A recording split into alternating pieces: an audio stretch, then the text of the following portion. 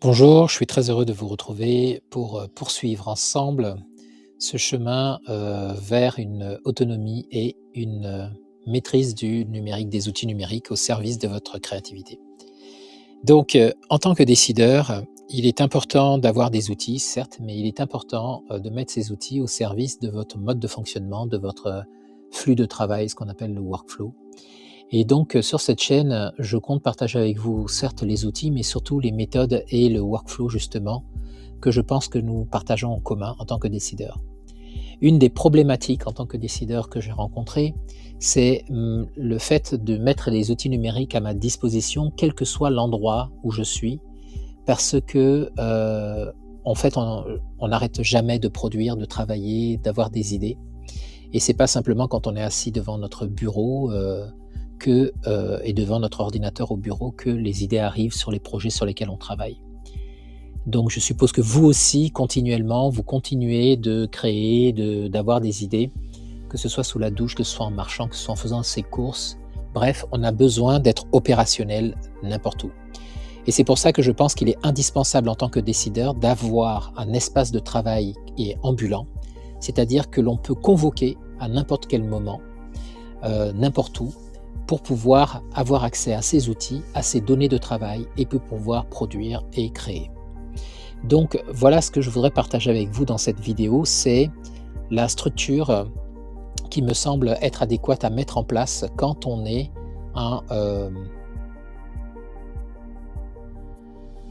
un décideur et qu'on souhaite utiliser ces outils de la meilleure façon qui soit, ces outils numériques de la meilleure façon qui soit. Donc voilà le schéma classique que la plupart des gens ont aujourd'hui et qui fait que je pense que c'est problématique.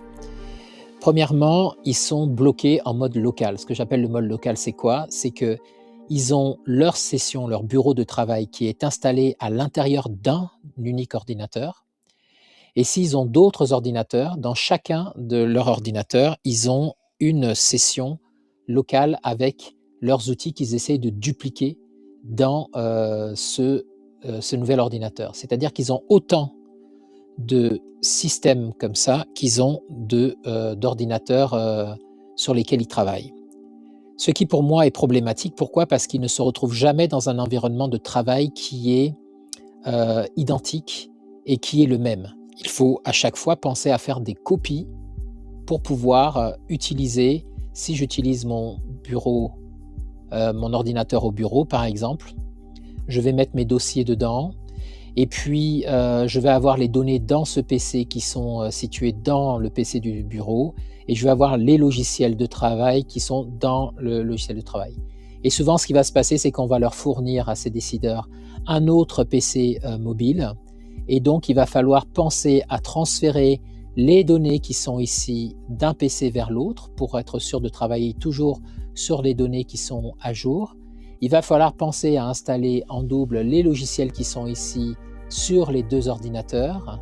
Donc ça fait une intendance aussi et une gestion de la maintenance en double. Et il va falloir penser également voilà, on va faire ça comme ça. Voilà. Et il va penser également à devoir paramétrer le bureau qu'on a ici avec le bureau qu'on a sur l'autre ordinateur pour pouvoir avoir un espace de travail qui est cohérent des deux côtés et qui contient nos raccourcis, nos différentes données. Donc, cette méthode-là consiste à dupliquer tout son espace de travail. Son espace de travail, c'est quoi? C'est la session de travail, le bureau. C'est avec toute la configuration de ses raccourcis pour aller vers ses applications au final, vers les logiciels. Et puis ensuite, les données que l'on produit. Okay, c'est essentiellement ça pour moi l'espace numérique de travail. Eh bien, dans ce cas-là, en fait, on est verrouillé, on est bloqué sur chacun des postes qui prend en otage notre session de travail, notre bureau, nos données et nos logiciels. Et dès lors qu'on a un nouvel ordinateur, il faut dupliquer à l'identique et gérer la maintenance pour pouvoir avoir à chaque fois pareil des deux côtés. Je pars du travail rapidement, je veux continuer chez moi, mince, j'ai pas mis mes données à jour, j'ai pas pris ma clé USB avec les données dessus, j'ai pas le bon logiciel installé. Bon, je pense que vous voyez ce dont je veux parler si ça vous est déjà arrivé. Donc ce mode local, en fait, c'est un mode problématique. Un autre problème que j'y vois aussi sur le mode local, c'est la sauvegarde des données. Les données, c'est ce qu'il y a de plus important dans votre ordinateur. Pourquoi? Parce que les logiciels, ça s'installe, ça se désinstalle. Le PC, il peut tomber en panne, on peut le remplacer. Et recréer une session de bureau en remettant ses raccourcis, c'est pas la mer à boire. Par contre, les données, c'est absolument crucial puisque c'est la conséquence du travail que vous avez fourni au fur et à mesure des années, au fur et à mesure des mois. Et pour nous, en tant que décideurs, dans ces données-là, on a tous les données des projets. Tous les données des projets, y compris l'historique, l'archivage, toute l'expérience finalement qu'il y a eu sur les projets, toutes les informations on a glanées ici et là. Et donc ça, c'est absolument indispensable que ces données-là ne soient pas prises en otage dans un ordinateur. Parce qu'un ordinateur, c'est un appareil qui va tomber en panne à un moment ou à un autre. Il va falloir en changer à un moment ou à un autre parce que ça vieillit. Et donc, il ne faut pas qu'on risque de perdre nos données. Donc, il y a la problématique aussi de la pérennisation de nos données. En plus de la pérennisation de nos données, on a une structure d'organisation pour stocker nos données.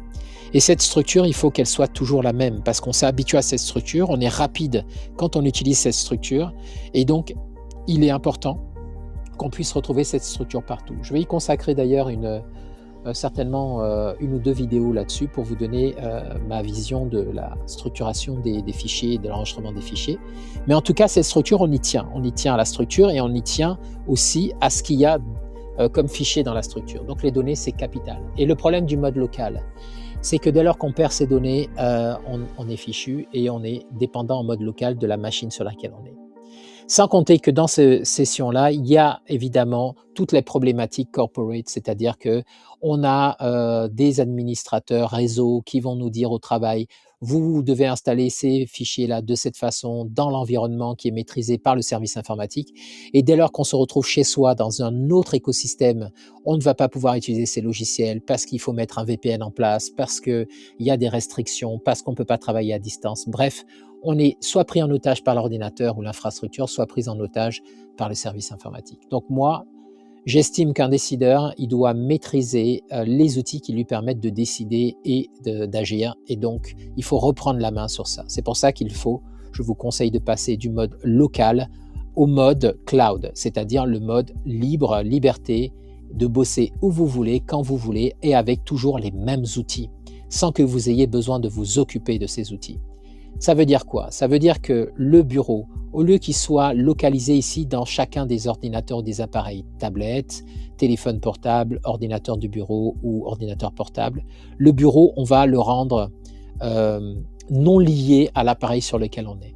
On va transférer ce bureau dans un mode déconnecté sur Internet dans le cloud. Donc, c'est un bureau cloud et on va utiliser pour ça un navigateur qui va contenir tous les raccourcis qu'on utilise pour pouvoir aller vers nos applications et pour pouvoir accéder à nos données. Donc notre bureau ne sera pas dans notre ordinateur ou dans un de nos ordinateurs ou dans notre téléphone portable, mais on va utiliser ces appareils via Internet pour accéder à un bureau qui, lui, est situé en dehors de ces appareils et qui est accessible via ces appareils. Ce qui fait qu'on n'est plus dépendant de l'appareil sur lequel on est, quel que soit l'appareil, dès lors qu'on a une connexion Internet. On va pouvoir accéder à un bureau qui est le même partout. Première chose. Donc, je peux y accéder, que je sois sur un ordinateur qui m'appartient ou qui ne m'appartient pas, que je sois au bureau, que je sois en dehors du bureau, je vais pouvoir accéder toujours au même espace numérique de travail. C'est pour ça que j'appelle ça un bureau de numérique ambulant ou espace numérique ambulant, comme vous souhaitez. Une fois qu'on a mis en place ça, nos applications, pareil, au lieu d'avoir des logiciels qui sont installés dans les ordinateurs et dépendants des appareils sur lesquels on est, on va choisir des versions d'outils qui sont accessibles directement sur Internet via le navigateur qui est ici notre bureau ambulant. Et ensuite, nos données, on va les sortir des ordinateurs qu'il y a ici et on va les synchroniser pour qu'elles soient accessibles depuis n'importe quel appareil via notre bureau numérique ambulant et grâce à Internet. Ce faisant, on réalise deux choses. Premièrement, on se rend totalement libre et déconnecté, découplé de la nécessité des outils à partir desquels on veut travailler. Contrairement au premier mode dans lequel on est, où on est obligé d'être situé géographiquement, localement, devant un ordinateur qui est situé à un endroit précis géographiquement. Ici, dans le mode le mode cloud, il suffit d'être devant n'importe quel appareil qui est connecté à Internet et on va pouvoir travailler. Donc, liberté absolue. Deuxièmement, sécurité et maintenance. On n'a plus besoin de s'occuper de la sécurité de ces données et de l'accessibilité de ces applications. Les applications, les logiciels installés ne dépendent plus, comme c'est le cas ici, de l'ordinateur sur lequel ils sont installés. Ah, l'ordinateur n'a pas de mise à jour ou les mises à jour ne sont pas faites, du coup je suis obligé d'attendre 30 minutes avant d'arriver à mon logiciel. Peu importe. Dans le mode cloud, je ne suis pas dépendant de la machine à partir de laquelle je me connecte au bureau distant. J'arrive sur mon ordinateur de travail, il est en train de faire des mises à jour ou le réseau est tombé en panne, c'est pas grave, je prends mon téléphone portable, ma tablette ou un autre ordinateur portable, je fais un partage de connexion avec mon téléphone portable pour accéder à Internet. Là, j'accède à mon bureau et j'accède à mes logiciels. Donc, je ne suis plus dépendant de l'infrastructure et des appareils, je suis dépendant juste d'une connexion Internet et c'est tout. Et cette connexion Internet aujourd'hui, que ce soit via mon téléphone portable en partage de connexion, que ce soit dans un Wi-Fi public ou privé, que ce soit dans le Wi-Fi entrepreneurial ou le réseau d'entreprise, la connexion Internet aujourd'hui, c'est ce qui coûte le moins cher et le plus facile à trouver. Donc, on se libère de la partie matérielle et de la partie réseau. Deuxièmement, donc, on a toujours accès à notre bureau et on a toujours accès à nos applications. Et deuxièmement, on a toujours nos données qui sont sauvegardées automatiquement. Pourquoi? Parce que dans la mesure où elles sont sur le cloud, où c'est sous-traité dans des clouds privés, c'est-à-dire pour lesquels on paye un abonnement, avec un volume de données qu'on peut stocker qui est quasi illimité aujourd'hui. Je vous donne un ordre d'idée. Pour avoir, on le verra, du cloud de 2000 gigas de stockage chez Google, ça va vous coûter à peine 200 € par an. Donc, on voit qu'on est vraiment le stockage de données aujourd'hui et la sécurité des données. C'est facile. Je peux passer aussi, si je ne veux pas mettre mes données chez les Américains, je peux prendre du cloud compatible RGPD et mettre mes données dedans. Mais aujourd'hui, ça, c'est plus un sujet et il n'y a plus aucune raison de laisser ces données traîner dans des appareils qui peuvent tomber en panne ou qui peuvent avoir des dysfonctionnements ou qui peuvent être attaqués. Il faut absolument que toutes vos données soient directement sur le cloud parce que ça va permettre non seulement de mieux les sécuriser, mais surtout ça va vous donner un accès à ces données de n'importe où, en toute liberté et en toute sécurité, où que vous soyez, avec des garanties de redondance de données, avec des garanties d'historique des données. C'est-à-dire que vous supprimez quelque chose, c'est pas bien grave, vous irez chercher dans la poubelle, dans la corbeille, ce que vous avez supprimé et certaines solutions de cloud vous permettent de remonter quasiment un an en arrière. Donc, ce que vous n'aurez jamais sur un ordinateur, évidemment. Donc, pour moi, aujourd'hui, pour un décideur, la question ne se pose pas. L'investissement doit être fait ici, au niveau de ce triptyque, absolument au niveau de ce triptyque, et ne plus être fait au niveau du matériel. Le matériel, aujourd'hui, n'est pas et ne doit pas être ce qui fait que vous travaillez. Vous devez absolument vous découpler du matériel en ayant votre espace de travail, vos applications et vos données qui sont situées en mode cloud. C'est ce que je vais vous montrer dans les vidéos qui vont suivre sur la chaîne. J'avais besoin de faire ce point avec vous pour vous dire dans quelle direction on va. Donc, dans un premier temps, j'ai commencé à vous donner différents outils.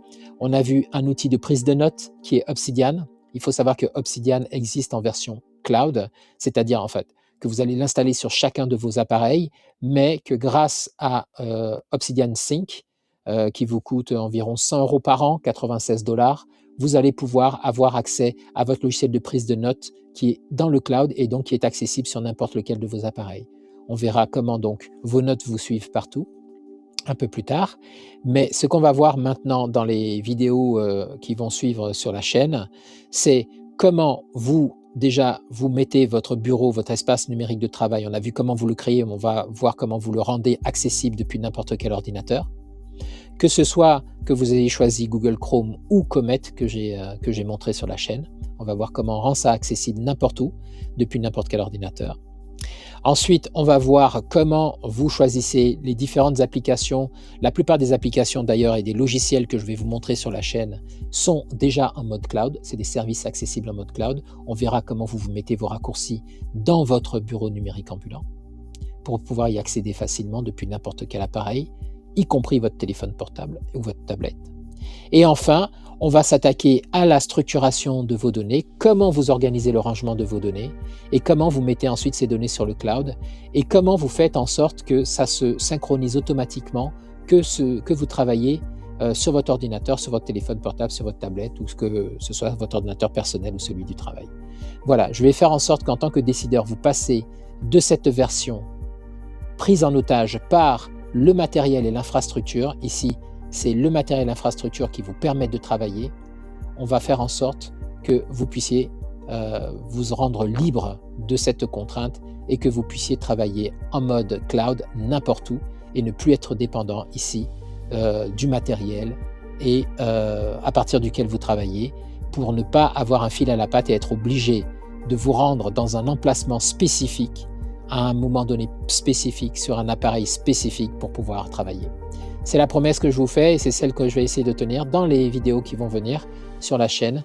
Donc n'hésitez pas à vous abonner si vous voulez suivre. Je vais essayer de garder un continuum pour faire en sorte que la logique et la cohérence au niveau pédagogique soient plus faciles à suivre pour que vous puissiez déployer au fur et à mesure ce service dans les semaines et les vidéos qui viennent. Voilà ce que je voulais vous dire dans cette vidéo. N'hésitez pas à me poser des questions en commentaire, ça ne vous paraît pas très clair. Je pourrais revenir pour préciser ça. Et de toute façon, au fur et à mesure qu'on va passer à la phase pratique, ça va se clarifier certainement.